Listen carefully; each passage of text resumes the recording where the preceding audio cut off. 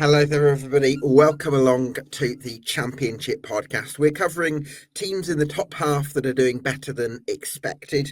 And in particular, we're focusing on two London clubs, Queen's Park Rangers and Charlton Athletic. So we'll be delighted to be joined by Clive Whittingham from the excellent Loft for Words later in the show, as well as Dan Finch of the Red Army of Charlton Athletic. But for now, I'm joined as ever by my lovely co-host, Mr. Ollie Mann from the Sheffield United way. Ollie, thanks so much for coming on. Really appreciate your time as always. Just what you must be quite relieved, I imagine, to have got that the first points of the season out of the way. Colours, they just seem so much brighter now, Gab. Obviously, the season, it's only a 40-game season anyway, isn't it? That only started last weekend. We had 6 pre-season friendlies, and now we can kick on properly. But no, yeah, huge relief to finally get sort of 3 points on the board, to not just lose every week, to score an actual football goal. That was quite nice. And so, yeah, just massively relieved, really, to have got through, to have got a result. I didn't think the performance was all there, but there was positive signs. It was a step forward. And yeah, it's just a massive weight lifted. You can kind of go into the office and say hello to people rather than having to just hide your face and run away. Absolutely. A big relief, I'm sure. Now, I do want to ask you about, I guess, formation, if you're able to catch some of the 1-0 victory at Oxford or hear about it or whatever, because although the BBC had it down as a 4-2-3-1, I don't know whether it was, Samere and Tanganga playing slightly out of position, but it feels like the kind of thing where it could easily be a 3-4-2-1 or a formation like that with Ogbene and Burrows as wing backs and Tanganga into the back three and Samere in midfield. So was it a 4-2-3-1 with a couple of players sort of tucking in certain positions, or would you say it was more of a back three system? So I would say it was a 4-2-3-1 and Tanganga played right back. So that was sort of the base setup. However, I think the most important part of it was the freedom that Burrows had in terms of his positional role. He was able to step forward with Tanganga stepping in to make a 3 at the back in possession. So when they were starting to play forward, Burrows was allowed to commit a little bit more. Tanganga shifted in and you got this kind of really solid 3 at the back system so that we weren't getting caught in transitions. It wasn't one ball and you're in on our sort of back 2. You'd got this extra body there. I think the player to shout out, though, who made that work more than anything else was Ben Mee. He was outstanding. Couldn't believe how good he was on the day in terms of his positional sense, was always in the right place, won every header in terms of just making sure that wherever the ball was going, it just seemed to land on his head. I thought it was outstanding to see his leadership and the way he brought that experience. But yeah, I expected this to be a 5-3-2 when I saw it on paper. When I was looking at it, I thought, okay, it's 3 at the back. It's Burrows and Ogbene. It's Samare, Peck and O'Hare. It's Harmer and it's Campbell. That's what I thought the layout was going to look like. Old school Chris Wilder, as I would refer to it in terms of his time with United, with Harmer playing the famous Duffy role. But no, it wasn't. And I was shocked when I saw his, particularly for that first sort of 20 minutes, where it did become clear it was a back 4 with Tanganga playing at right back. Obviously, it's something he's done a lot in the past. It's where he played predominantly for Spurs when Mourinho was the manager and he was first breaking through as a youngster. But it'll be interesting to keep an eye on that, because I do think we'll transition. And I think this is going to be a formation that's quite fluid. I think Southampton tomorrow night, I would not be shocked at all if it's a back 5 with Ogbene and Burrows and those 3 sitting as a proper central sort of 3 in a game where we're expecting to cede most of the possession. Yeah, well, Mee certainly got a lot of plaudits, didn't he, in the full-time scenes? I think Wilder was pushing him towards the fans, so it's good. But it was nice to see some smiles on faces, and I think a bit of an outpouring of relief, really. I did want to ask you, Ollie, about Cheer Ogbene, because one thing I think about Ogbene is when you're a team that have these sort of collective imperfections where no set is going to be perfect in terms of what you have available because of the limitations of the squad and how you've recruited and all, could go all night on that. But it does help when you've got that individual that can just run at opponents and fly forward, and all of a sudden some of those collective issues don't matter as much because the attention's more, the opposition a bit more on the back foot, and it's such a quick way of just buying yourself a bit of time and space. So Ogbene, I think, was a really important player from my perspective. Absolutely, and I really like him since he's come in as well, to be honest. And do you know what it is more than anything else? It's direct running. Sheffield United, over the last 2, 3, 4 seasons, I would probably say, don't have direct running. We have gone through a period of consistently having players who cut inside. So last season, it was Jezrak Sake or Ben Bryant and Diaz on the left. They cut inside, shoot with the left foot, cross with the left foot, always looking to come inside, narrow the play. On the right side, it would be Harmer, again, coming on his right foot, narrowing the play. We play a very narrow system and have done for a long time. This season, we started with Andre Brooks on the left wing, cuts inside on his left. Barry down the right wing, cuts inside, uses his right foot. They're players who weren't able in terms of really trying to push themselves forward. Whereas Ogbene got to the byline. Like, that's the most important part about this goal for me, is this kind of, I mean, Oxford fans will probably be saying, it was out. Yeah, probably was. Ogbene, though, he got down to the byline. That was the key part of this entire game, was that he directly ran at his man. He didn't try and cut inside. He didn't try and go, quick, I better shift it onto my left foot so that I can shoot. He just said, no, you know what? I'm doing you down the outside, right foot, all the way to the byline, getting my cross across goal. And that's how we created this chance. It's how we scored that goal. And it's something that we just haven't done for such a long time. His role is a real sign, I think, of evolution of the way that we're going to be playing this season, of a bit of a transition in the team in terms of giving us an out-and-out winger in the way that we haven't had for such a long time. I really like him, his pace, his enthusiasm, but more than anything else, he plays football with a smile on his face. And you don't realise how much you need that until you watch a team play where everybody's heads are down and sort of looking sunken and within themselves. Suddenly you see this one player who gets the ball and he's smiling and he's looking up and he just wants to make things happen. And it sort of gives you that enthusiasm as a fan. It's that kind of like, yeah, that's how I want to play. That's what I want to see United do. And so, yeah, I'm delighted to have brought him in. I thought he had a really good game at the weekend. And actually, I think he is the one bright spark that makes me think things are on the way back up. So more than the result, the way that goal came about, the way he played, I love to see it. Absolutely. Some encouraging signs from that point of view. And hopefully this can be a slight turning of a corner for Sheffield United and they can stabilise their season from this. Fingers crossed, Solly. Well, delighted to be joined by my first guest of the evening, which is Mr. Clive Whittingham from the excellent Loft for Words fan site on Queen's Park Rangers. Great to see you, Clive. Thanks so much for joining us. QPR, are we still in a place of working out where QPR are at? Because you've been very good at your best, you've been very poor at your worst. Still seeing things levelling out as a fan base, I suppose? I've enjoyed the last 4 games more than I enjoyed the first 4 games, certainly.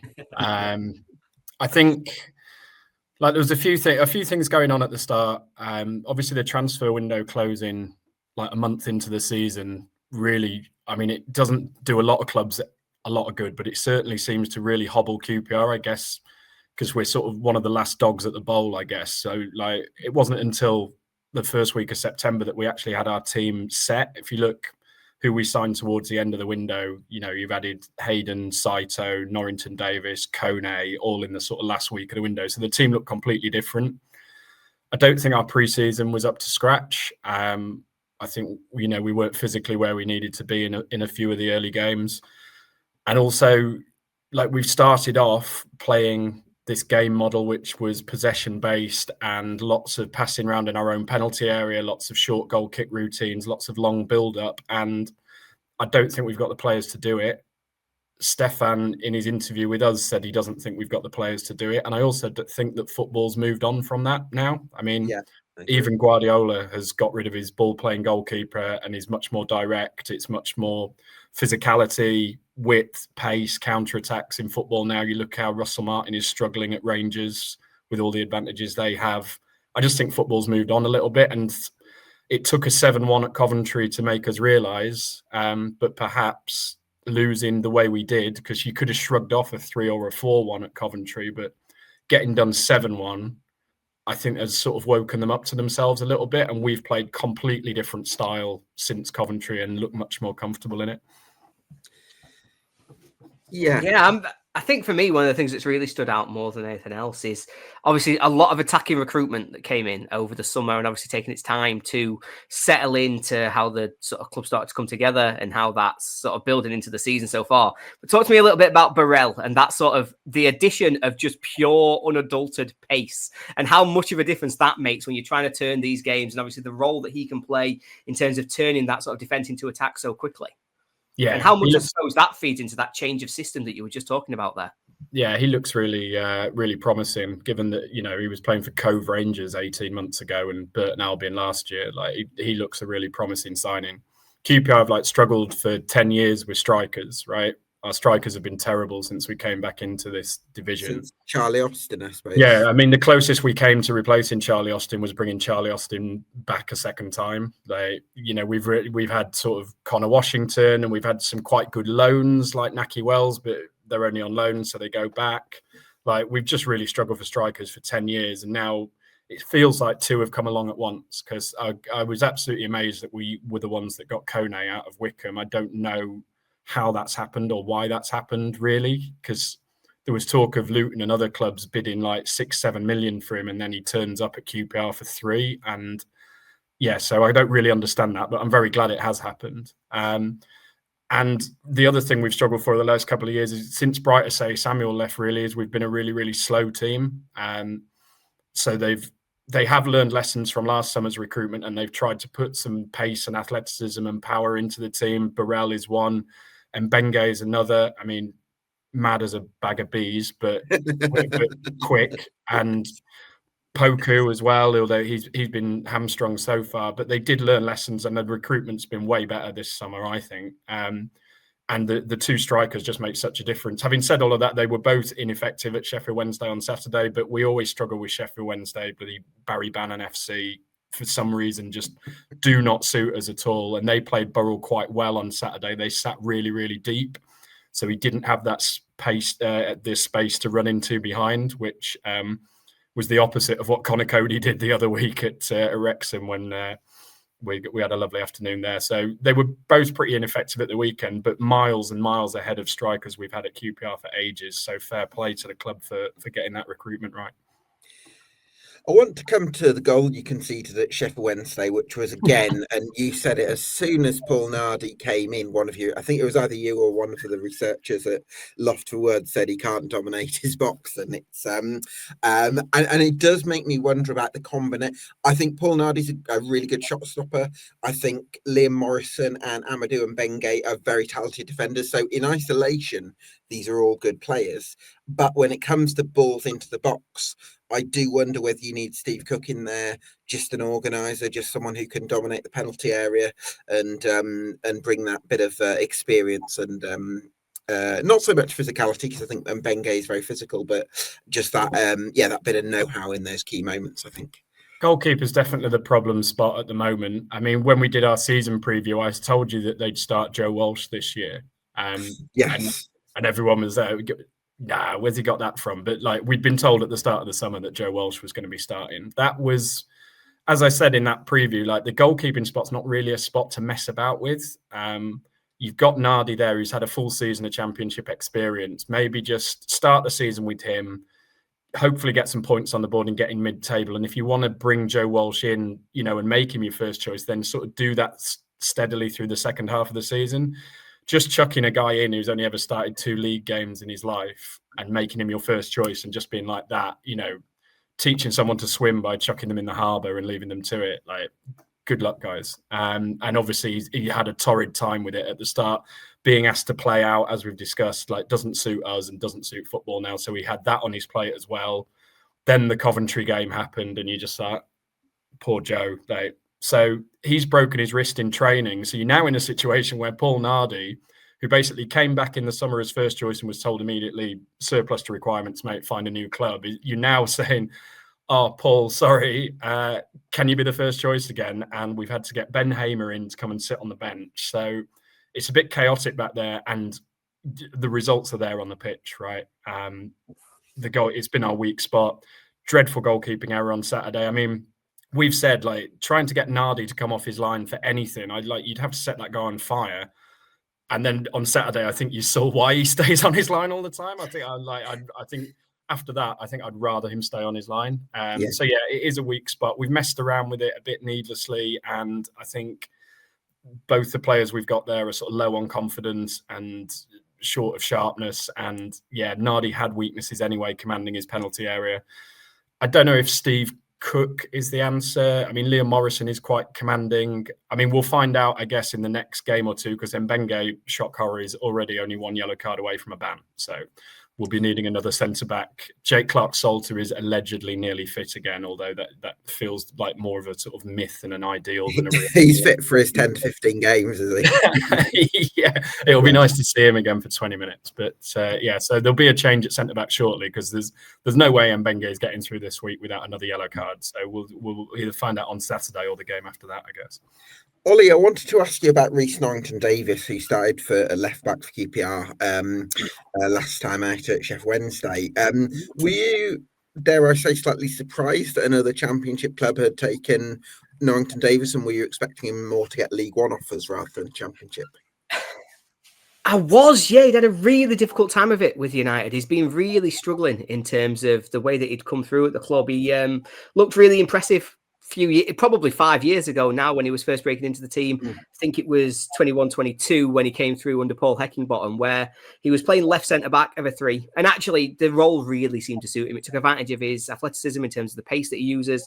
He was able to get forward into that kind of unique role that United like to have for their sort of wide centre-halves. And so he really did look like he could be a really good player. Unfortunately, he then had probably 4 back-to-back really, really bad injuries, really difficult ones that put him out for sort of 6 to 9 months at a time. Every time he came back, he'd play 90 minutes and then be out for another 6 to 9 months. And it was just a really torrid time for him. But having seen him the back end of, well, a little bit last season, seeing him in pre-season where he was playing for United at centre-back, and then seeing him the first game of the season, I thought those injuries had taken a huge toll on Norrington-Davies. He looked a player completely out of his depth at Championship level. He looked like somebody who was jeered off when he was subbed off on the opening day. United just had no future for him. I think part of that is that we were playing him at centre-half in a back 4, and that is just hanging the lad out to dry because it's not his position. But I was very shocked he ended up in the Championship, and not just in the Championship, really. I was shocked he ended up starting for somebody in the Championship in terms of where he would drop to. But by all accounts, and obviously, Clive, you can come in and update this one for us, but by all accounts, has really taken it to like a duck to water. He's back in his natural position, playing left back, which I think would be really good for him in terms of rebuilding that confidence of him as a player, hopefully rebuilding that confidence in his body. And as much as it didn't work for him at United, and we did end up getting, it probably got a bit toxic for him at Bramall Lane,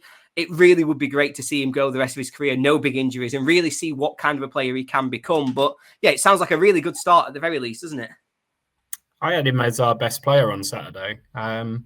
He's coal-fired left back, isn't he? I mean, what we started, we tried to go into this season with Ziad Larkesh as our starting left back, which at the time we said that is a huge risk for someone that's never played at this level, never really looked like he is at this level, and has one half decent season playing for Dundee, and he's going to be your starting left back. That was a huge risk. And look, it's terrible what happened to him doing his ACL in pre-season. But for the team, it might have saved us a problem there. And they've had to just go out and get a Championship left back on our budget at the last minute. And like you say, it probably turned a little bit toxic for him at Sheffield United. He needs a fresh start.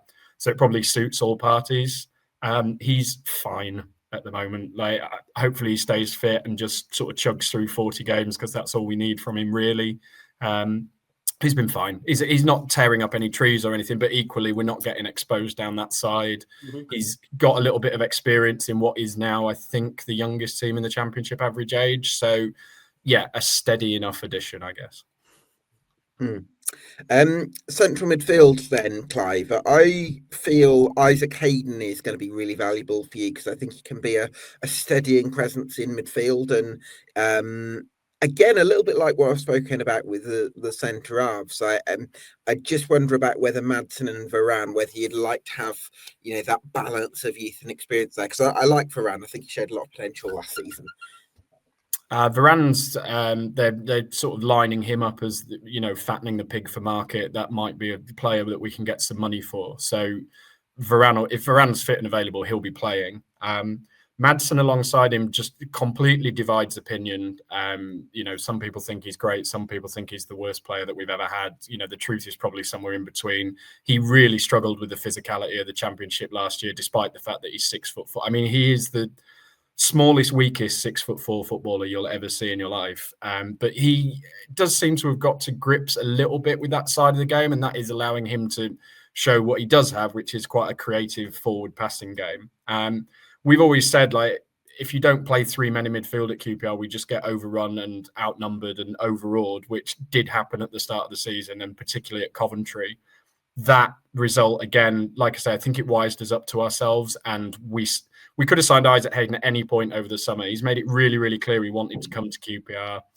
I don't know whether it was length of contract or wages or whatever that was holding us back from doing it, but literally the day after the Coventry game, they just pushed the button on that, having ummed and ahed about it all summer.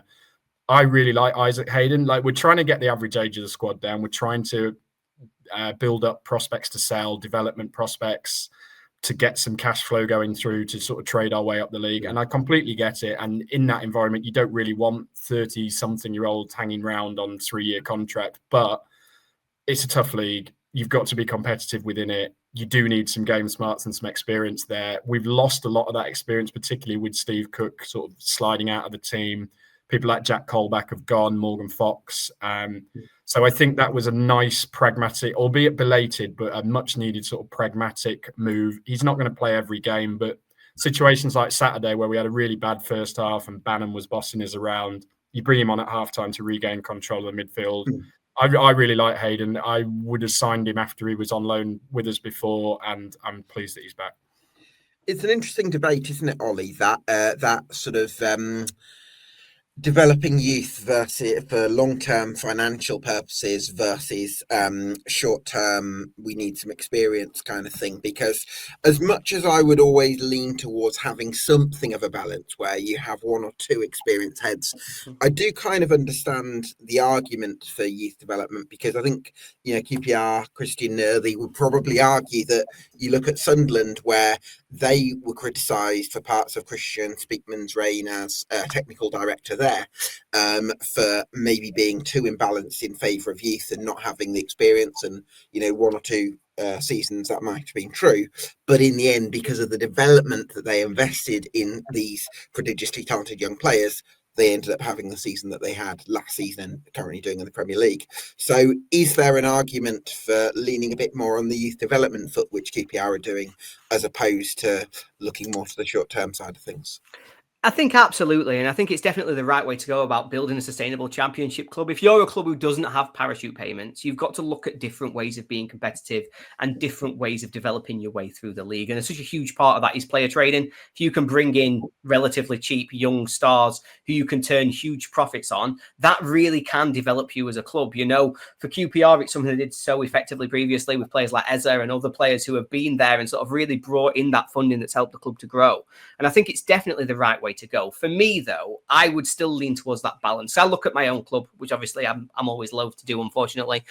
Wish I could avoid them sometimes, but no, I'll lean on them today. But obviously this summer we did something very similar, where we decided, no, you know what we're going to do is we're going to invest heavily into young players. We're going to bring in young. Everybody has to fit this Moneyball criteria, which is how we're going to develop. If you get that slightly wrong, it can turn into a disaster very quickly. The experienced heads are really needed to help your young stars develop. Even at Sunderland, when, for them to make this final big jump, they had to go out there and bring in some of those more experienced heads to really bring them along. Players, even if they're not 30, 35, they were still players like Chris Mepham, like Enzo Lefebvre, like Alan Brown coming into the club, who were leaders, who really developed not just the club's ethos and sort of gave them a leadership on the pitch. It's leadership off the pitch for these players to help them develop and help them turn into the professionals that they can be as well. And I think it's such an important part of player development that sometimes gets overlooked. If you have a model professional, an Isaac Hayden, a Steve Corker, whoever it is, they can help these young players to maybe learn the tricks of the game that really helps them turn into the players that Sunderland are now reaping the benefits from. And I think it's a really important part that while you should put that focus into youth development to help the club develop, you've got to have that balance right. So you've got that experience there to help those youngsters and sometimes just settle you on the pitch. You took the name right out of my mouth there, Ollie. It was no surprise to me that Sunderland went from where they were to where they ended up last year after signing Alan Brown. It's like I think, what did Alan Brown? He maybe started a dozen games last year and came off the bench in another 9 or 10 or something like that. That's what Hayden's going to do for us. not everybody can be a development prospect. You can't pick a team of teenagers, particularly when you're QPR in this league, playing against Southampton, Ipswich, and all of this lot. Like, not everybody can be a development prospect. It's a tough league. You've got to compete. I think it's another thing. Like I say, I would never want to go through that Coventry away game or that Coventry weekend ever again in my life, but it could turn out to be the best thing that's happened to us, because it just has applied a bit of pragmatism and a bit of balance to our team and our outlook and the way we're going about it. So maybe it was worth it. Koki Saito, one of the players you're investing in, Clive. How's he getting on? We mentioned Reece Norrington-Davis there. Some good link-up player we're seeing between those two.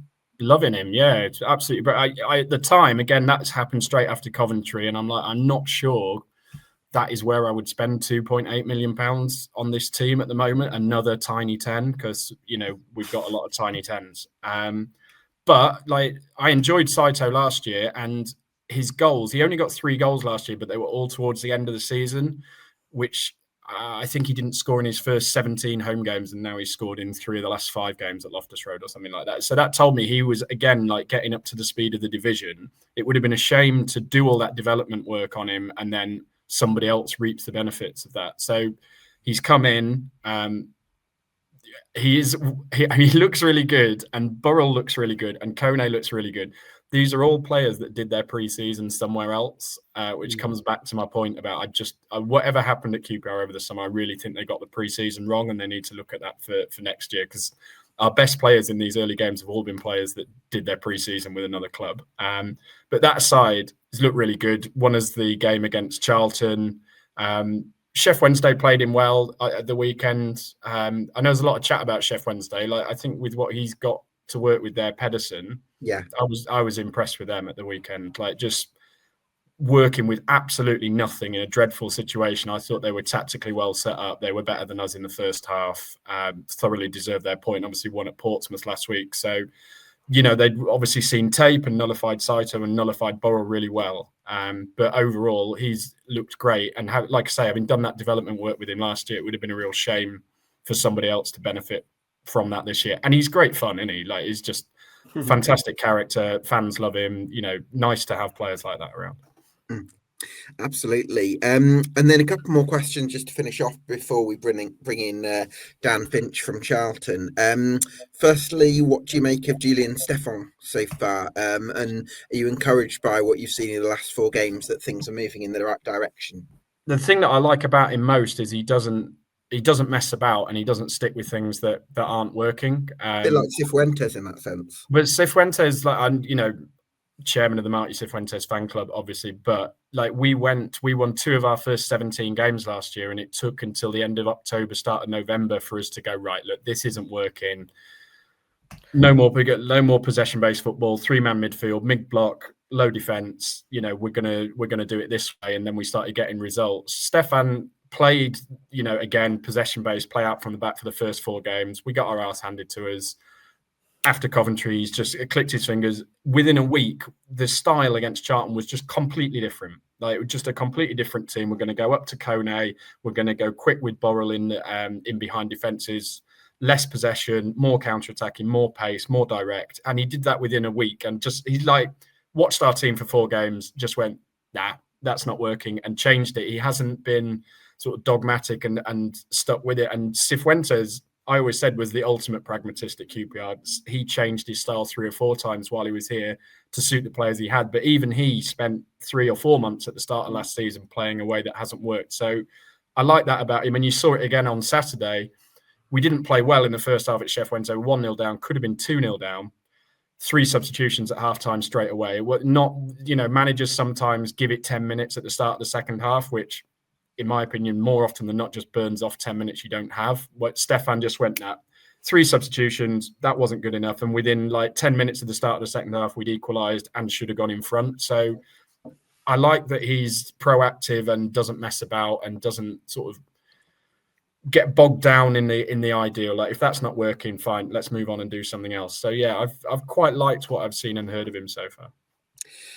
Been a while since you've had a top half finish, it feels like. Do you reckon you've got a shot at that? I'm not going to commit to that, am I? No, because like literally a month ago we were losing 7-1. So let's, and we were poor. At Sheffield Wednesday on Saturday. Let's make no bones about it. So we beat 2 newly promoted teams. Played really well at Wrexham, to be fair, although they've had a bit of a ropey start. We beat Charlton 3-1 at home, which was a good result. But for a lot of that second half, Charlton were well on top, and that game looked like it was going to go 2-2 more than 3-1, to be honest. Stoke was the best performance of the season, the most complete performance. That should have been more than 1-0. And then we were poor again at Sheffield Wednesday. So look, I think we've recruited way better than we did the previous season. We've got 2 strikers now, which just makes a hell of a difference and gives you a chance. We've improved the sort of physicality and the pace of the team, but we've made loads of signings again. It'll take time to bed in with a new manager. There's, the performances are going to go like this. Let's see what we do this week. Like, we messed up a bit at Sheffield Wednesday on Saturday. We got Oxford on Wednesday. You would think that should be another victory. If it's not, then, all this talk of top half finishing, whatever, that's going to subside again, isn't it? So let's just see what we've got and try and improve. What have we finished the last couple of years? 18th and then 15th. Let's just see if we can put another few positions on that and just try and be a sort of sane, steady football club for a while without just being all QPR about it. So yeah, it's never as good as you think and never as bad as you think at QPR. So let's just steady down with talks of top half and playoff push and things like that. Absolutely. Clive, thanks so much for talking to us and keep up the great work on Loft for Words. Nice to see you, boys. Always a pleasure. Legend. Cheers, Clive. Cheers. Delighted to be joined by my next guest, which is Dan Finch from the Red Army of Charlton Athletic. Dan, thanks so much for joining us. You must be absolutely delighted with the way Charlton have started, right? Yeah, I mean, the only thing we could ask is to have beaten Millwall, but outside of that, a fantastic start. They always win at the Valley, so they always win anywhere. Doesn't matter if it's here, there. If they play in Charlton, they will win. So, fabulous start. It's exactly what we were hoping for. I think we've dragged out the games that we had to, and even the game we lost, like Leicester, there's no way we should lose that. So, even Charlton fans came out of that game with optimism. So, yeah, fantastic. Can't argue for anything. Ollie, he creates a real siege mentality, doesn't he, Nathan Jones? Do you feel like that's going to keep Charlton's heads above water this season?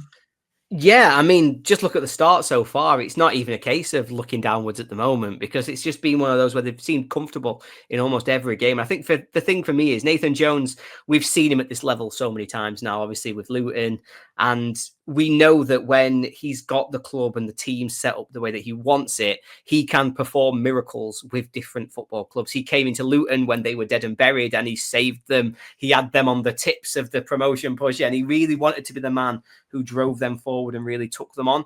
I think he has got it in him to continue to overachieve with whatever team it is that he's got in front of him, especially when it's one that's set up for him. I saw them in the flesh at Bramall Lane 10 days ago, something like that, and they fully deserve to beat us. And don't get me wrong, this season, I'm not saying that it's a massive achievement to come to Bramall Lane and look better than us.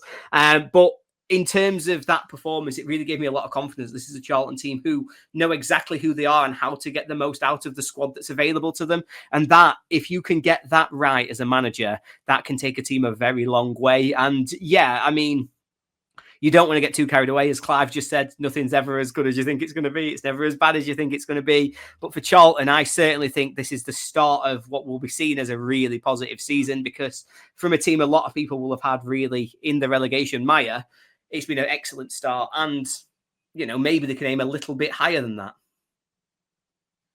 Yeah, that sounds perfect for me. I think he nailed it. The way that he builds his squad, I think we've seen it more this year than last year, that he makes a lot of subs, which I question, but they seem to spark life. Saturday was a perfect example.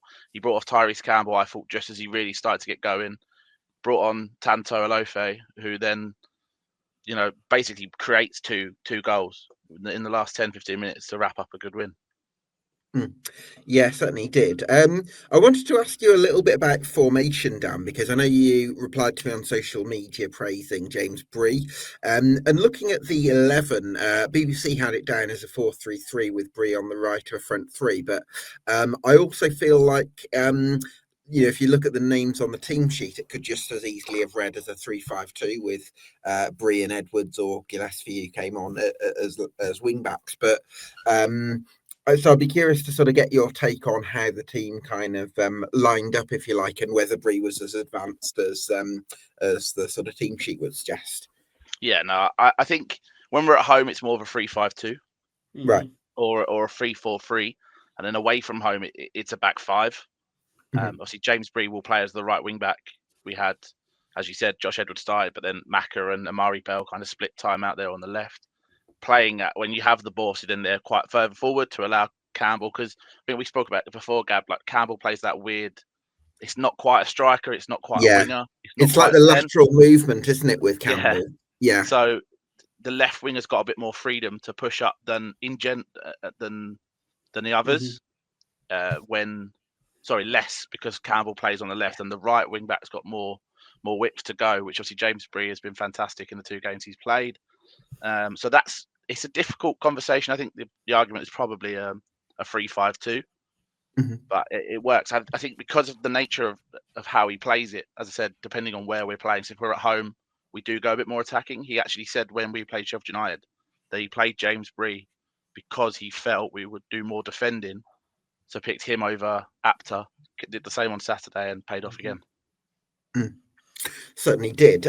What I agree. I really like Tyrese Campbell, but I also think Greg Doherty stands out to me just because of his dynamism, because he's one of those midfielders, Dan, where 1 minute he's that sort of disruptive midfielder getting stuck in, and the next minute he's quite happy to almost go on an adventure because he's almost running up beyond Campbell at one moment for, I think it was the 3rd goal to set up Bree, which shows how comfortable he is in and confident he is in those advanced areas, despite being so capable as well in those deeper positions. So dynamic is always a word I've associated with Greg Doherty, and now he seems to be proving that at championship level rather than just League One.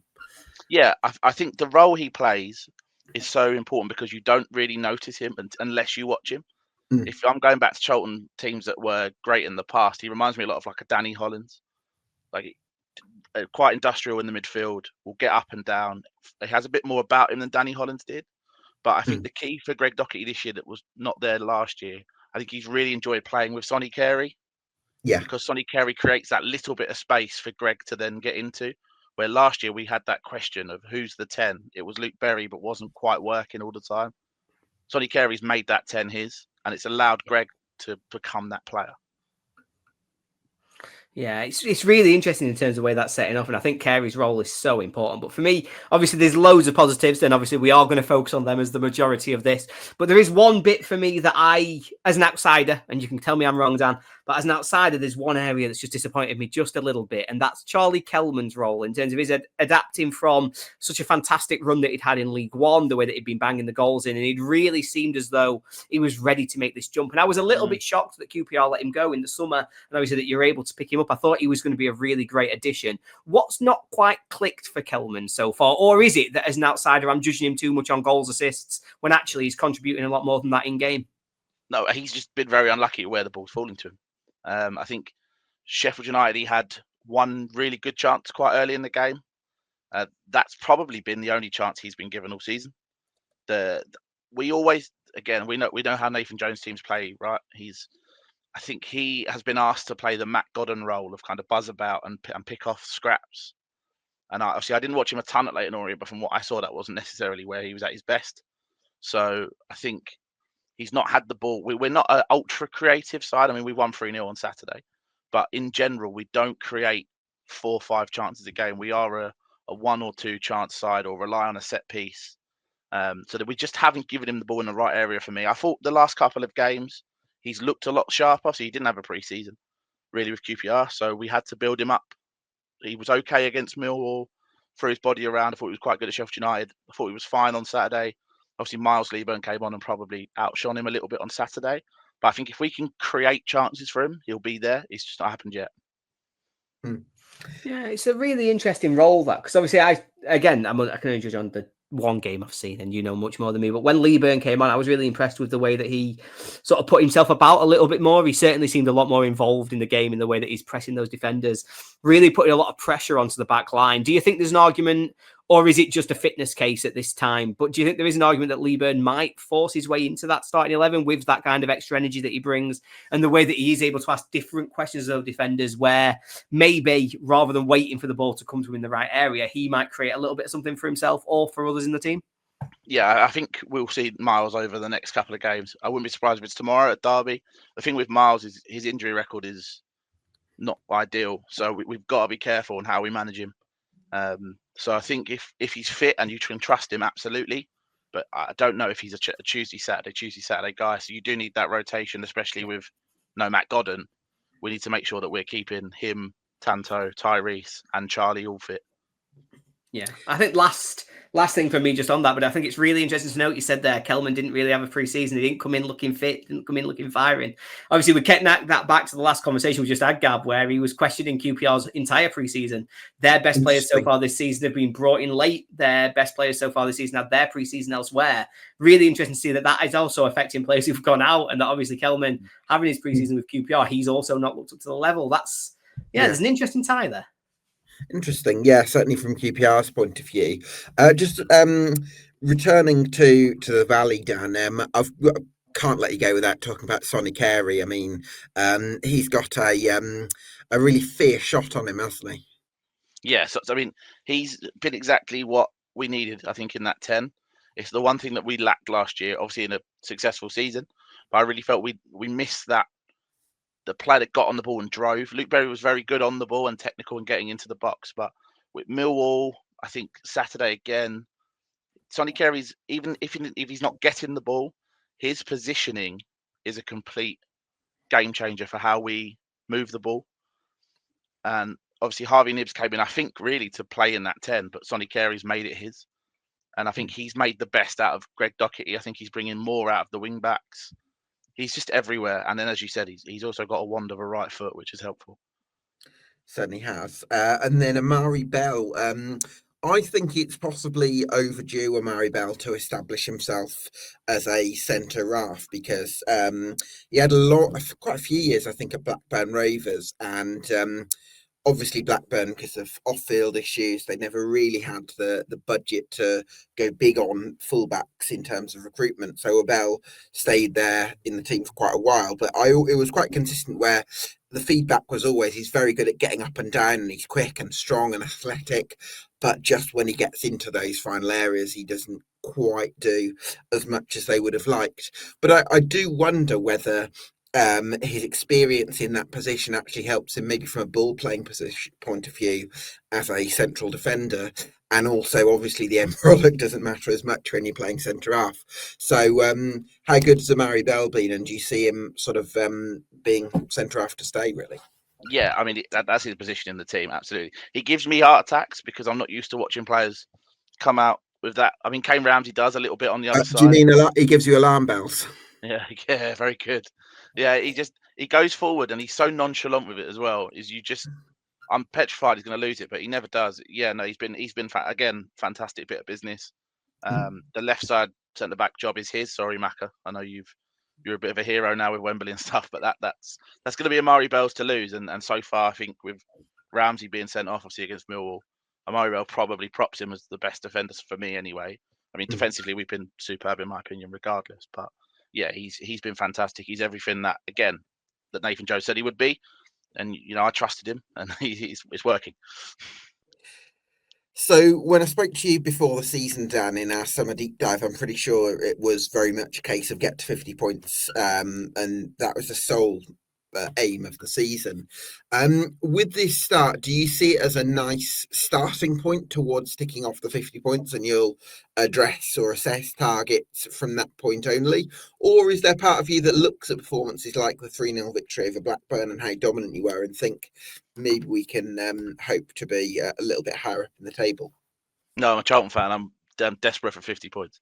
I remember, if you remember the COVID year, our first 10, 15 games, we were top 6 for a lot of them. Lyle Taylor and Conor Gallagher and Josh Cullen.